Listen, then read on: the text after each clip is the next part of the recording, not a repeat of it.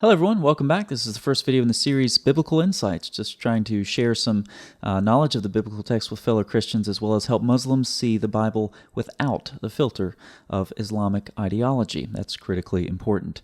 So, everyone knows what idioms are. At least native English speakers know what some English idioms are, and perhaps some of the non-native English speakers watching this are familiar with some idioms in English as well. Idioms are phrases that are made up of words that it really doesn't matter how much you know about the words that make up the phrase. You're not going to understand what it means unless you understand that it's an idiomatic expression. To hear something straight from the horse's mouth means you went right to the source, but no matter how much you know about the word straight, horse, or mouth, you're not going to understand that the phrase straight from the horse's mouth means you heard it straight from the source. It's kind of how idioms work.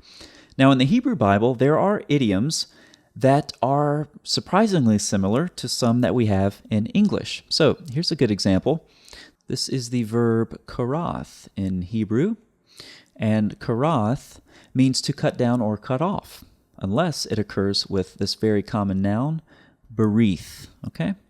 Berith, and berith means covenant. So whenever you read in the Old Testament that someone made a covenant or established a covenant, literally it's probably saying that they cut a covenant. Okay, to cut a covenant means to establish a covenant. Now, in English, we know that cut a deal actually means to make a deal. Surprising how some of these idioms seem to still be floating around. However, as you might have suspected, there are some idioms in the Old Testament that are exceedingly strange. So let's jump into one of them. I have up here Exodus 34:6.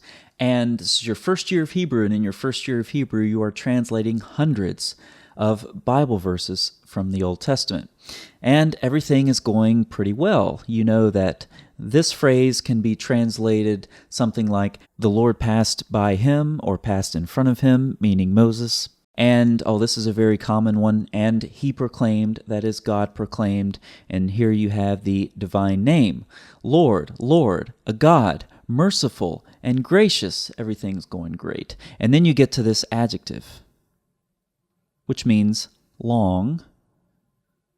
Didn't really expect that. And then you get to this word, which is in the dual form, and it means nose or nostril.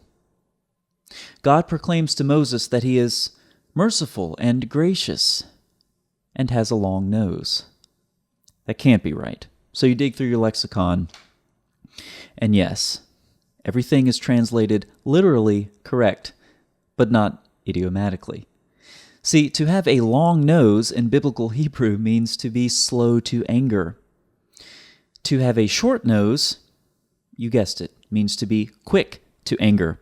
And the writer of Proverbs here warns us against that. Here we have the phrase short nose or short of nose, and then to act, the verb to act or to do, and then foolishly. So a short-nosed man acts foolishly. A quick-tempered man acts foolishly. Aren't you glad that the translators don't give you a literal translation? It would be quite difficult to read. So, to have a long nose means to be slow to anger. To have a short nose means to be short-tempered, quick to anger.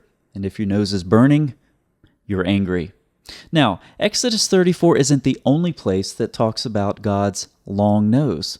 This also occurs in Psalm 103. He made known his ways to Moses. The Lord is merciful and gracious, slow to anger, and abounding in steadfast love. And the English there in Psalm 103 is very similar to the English in Exodus 34, because the Hebrew is very similar. It's nearly identical, just a couple of words rearranged. But there's still a difference, and the difference is that in Exodus 34, this is God proclaiming himself, his name, his attributes to Moses. And in the psalm, of course, we find the psalmist praising God for his attributes. The psalmist was able to look at his own life, and in reflecting on it, he was able to realize that yes, God is exactly the type of God that he proclaimed to be to Moses. Perhaps we can look at times in our own lives when we deserved to be dealt with according to our iniquity, another phrase that the psalmist uses here, but we weren't, because God is merciful and gracious. And yes, he has a long nose. So if we're taking any tips from the God of the Hebrew Bible, then when we interact with each other also, we should be merciful and gracious, and we should remember to keep our noses long.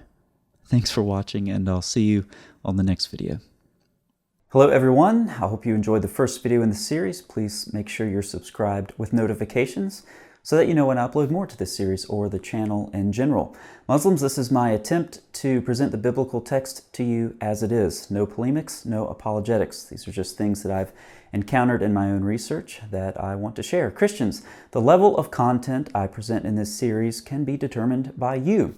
I'll try to average out what I see in the comments. I spend a lot of time in this material, so if I make some exegetical or interpretive leaps that I don't pause and explain, I may not realize that. So just leave a comment, hey, slow it down a little bit.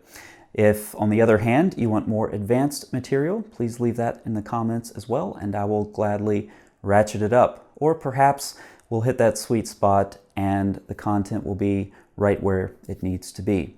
Now, hopefully you learn from this series, but I can also learn from you. So please post your comments and your insight, and I will respond to every comment that I possibly can. As time allows, if I somehow miss your comment, or if we're in the middle of a conversation and I just drop off, that's typically because YouTube fails to notify me when a new comment is received. If that's the case, please just keep your noses long. I'll create a playlist as we go along so you can binge watch if that's what you like to do. Or of course you can come back to this series later and all of the videos will be there for convenient review. I'm really looking forward to this, and I know many of my subscribers are as well, so I hope that you'll join us as we explore this series in Biblical Insights. I'll see you for video number 2.